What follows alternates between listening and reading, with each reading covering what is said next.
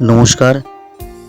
পশ্চিমবঙ্গ সাহিত্য মঞ্চের আমন্ত্রণে আজ এই অনুষ্ঠানে আসতে পেরে খুবই ভালো লাগছে।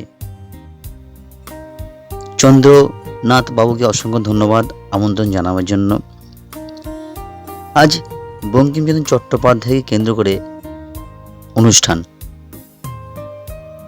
বাংলা সাহিত্যের আকাশে বঙ্কিমচন্দ্র চট্টোপাধ্যায় জাতীয়তার অন্যতম স্রষ্টা। এই জাতীয়তাবোধ গড়ে ওঠে বাঙালি ও বাংলা ভাষাকে কেন্দ্র করে। ভারতীয় বাঙালি উপন্যাসিক, বাংলা সাহিত্যের ইতিহাসে সাহিত্য সম্রাট হিসেবে পরিচিত। এনার সম্পর্কে আর বেশি কিছু বলছি না, সরাসরি একটি কবিতা পাঠে চলে যাচ্ছি। স্বরচিত কবিতার নাম আবার সূর্য উঠবে।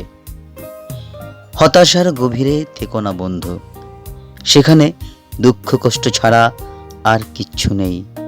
ব্যর্থতা তো আসবেই, এটাই স্বাভাবিক। ব্যর্থতার পাহাড় তো জমবেই জীবন সংগ্রামে। ব্যর্থতার পাহাড়ে দাঁড়িয়ে দেখবে জীবন কত বিচিত্র, কঠিন বাস্তবতা।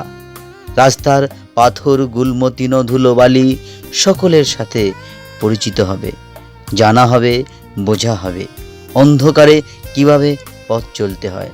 চেনা মুখগুলি কত অচেনা মনে হবে। পেঁয়াজের খোসার মতো সব জটিলতা খুলে যাবে, সব স্বচ্ছ হবে। ভালো মানুষের আড়ালের মুখোশ দেখবে কত বিচিত্র, অচেনা অজানা এক অন্য অনুভূতি। সাময়িক কষ্ট হবে, হতাশা আসবে, তা ক্ষণস্থায়ী। এই ব্যর্থতা যত শক্তি দেবে তা কেউ দিতে পারবে না। ব্যর্থতা শিক্ষা দেয়, পথ দেখায়, নতুনের পথ। ব্যর্থতার আকাশে আবার নতুন সূর্য উঠবে।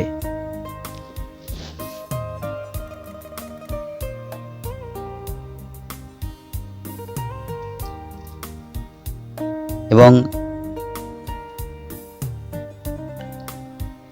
চন্দ্রনাথ বাবুকে অসংখ্য ধন্যবাদ।